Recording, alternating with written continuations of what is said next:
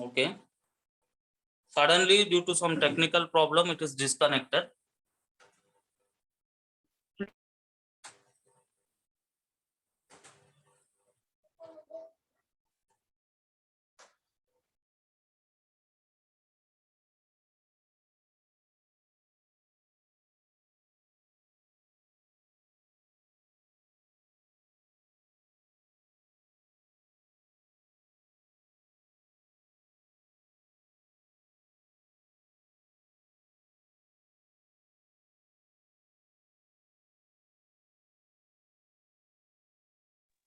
I am audible to you?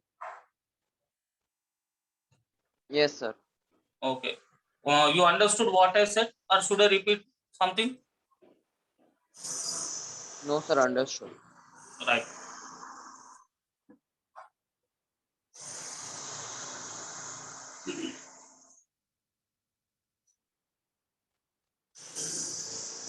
Now, when you go for nervous system, NS, DS means digestive system, NS means nervous system. Nervous system. So, nervous system includes a ring-like structure, which we are saying nerve ring. Okay. And nerve cords are also there. This echinodermis, there is no brain. Brain is absent. Okay, so the nervous system does not contain any brain. So nerve ring is acting like the brain. So nerve ring is to some extent is doing the what you can say functions of the brain. Okay, so echinodermids are not intelligent animals. They have poorly developed sense organs. Poorly developed sense organs.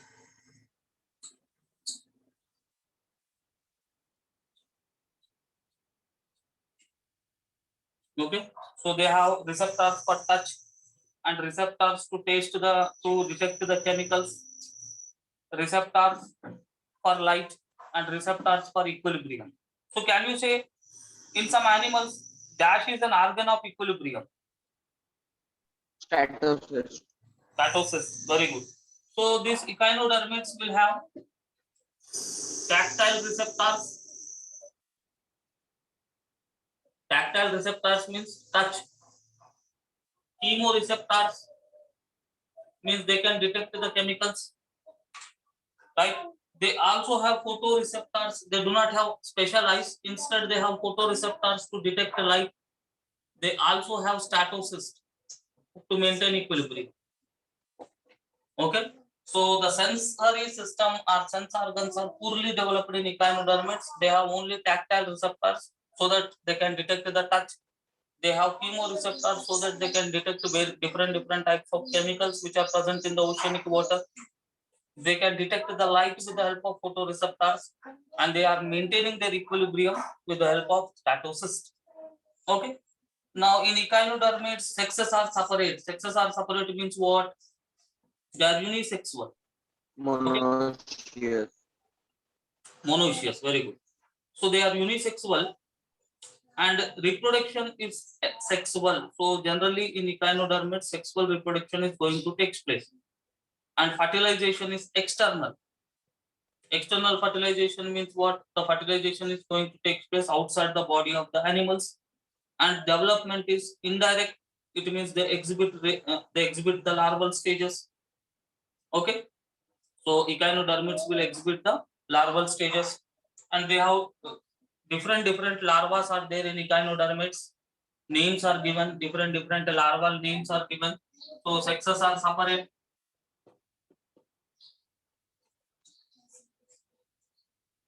Okay, sexual reproduction, they exhibit sexual reproduction, fusion of gametes.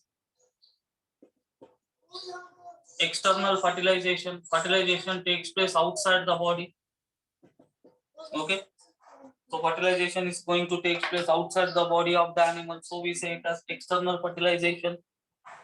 And indirect development. Indirect development. Indirect development means what? They have the larval stages. They exhibit the larval stages. Okay. Now, another striking feature of echinodermates is that they have high power of regeneration. Okay, this is a very, very important feature. They exhibit regeneration. You know very well what is regeneration. So all the echinodermates have a high power or great power of regeneration.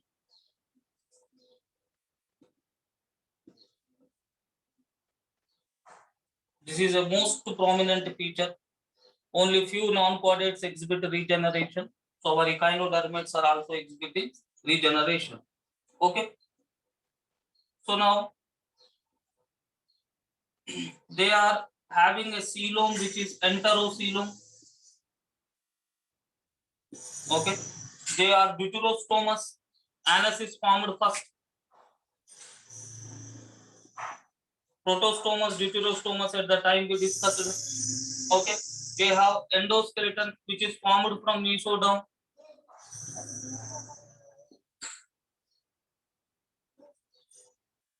Right. So all of these features are similar.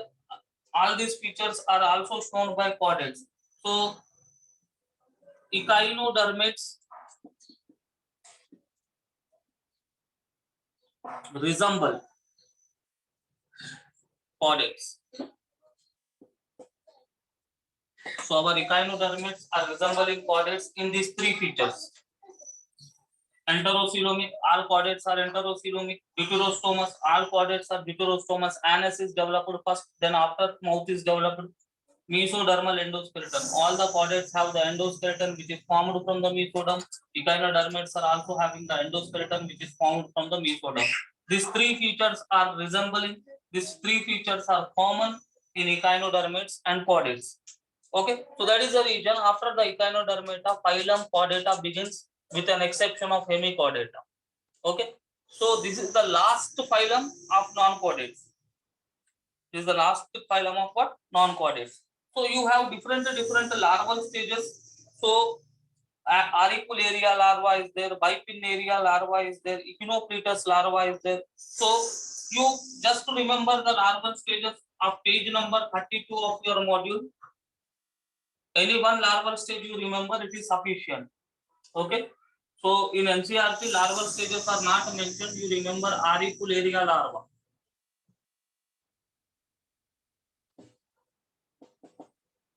Okay.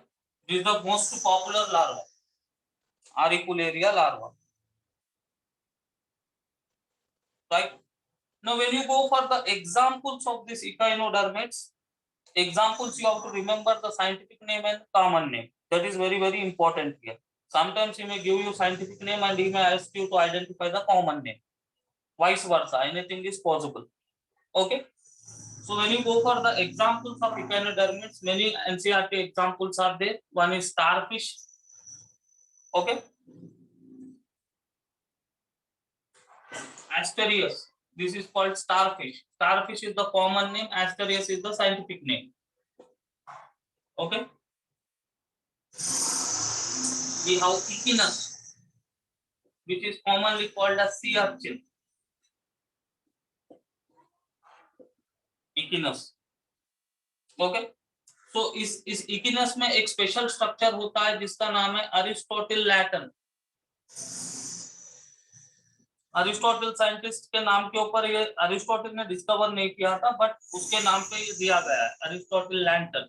So today you find out what is the function of this Aristotle lantern. Okay. If you found out, if you are not getting the answer, I will show you tomorrow. Okay. Echinus will have Aristotle lantern, a special structure in its body. Now there is another organism which is known as Anthedon, which is known as sea lily. Right. Again you have Cucumaria, which is commonly called sea cucumber. All vegetable names. And again you have Ophiuria, which is called brittle star.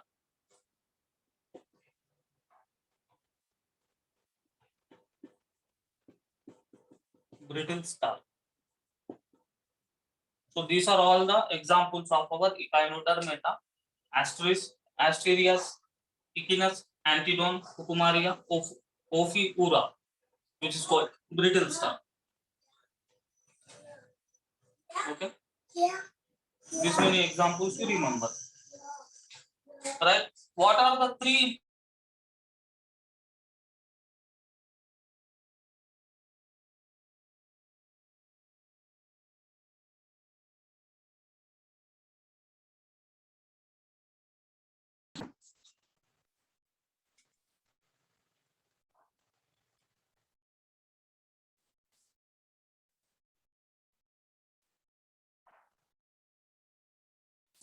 three important features of echinodermis?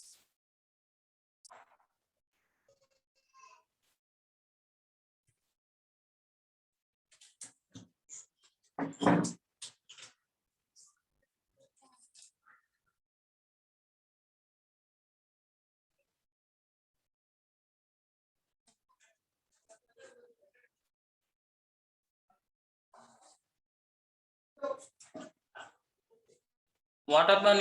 My voice is audible to you?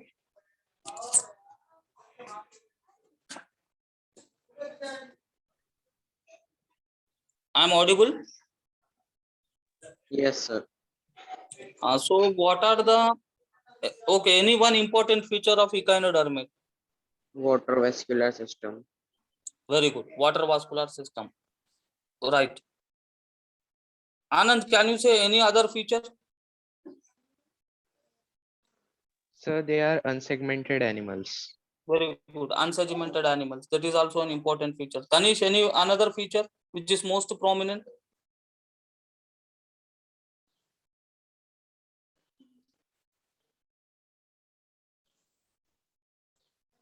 Why all are disconnected? Network issue है क्या?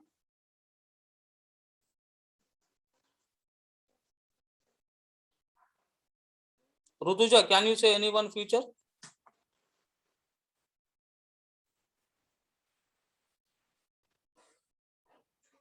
Okay. Okay then. So this is the echinodermata, the last phylum of non-chordata. Tomorrow we'll start chordates. So up till that time you find out the that Aristotle Lantern's answer. If you get it, it's okay. If not, tomorrow anyhow I will. Sir, Okay then. sir, can I tell the function of Aristotle lantern? Yeah, if you know, tell. Sir, it is it is used as a type of teeth by the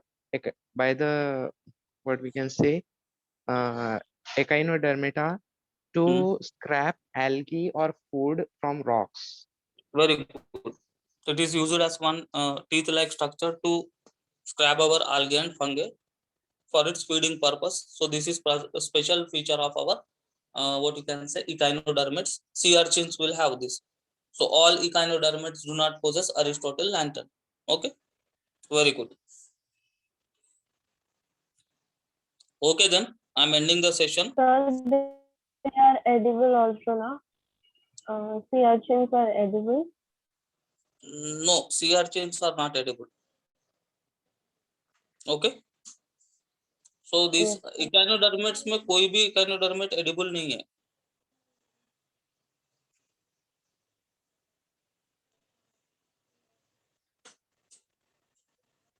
Okay.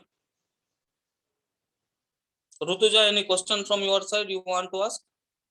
Yagna, Tanish, Ruti? sir.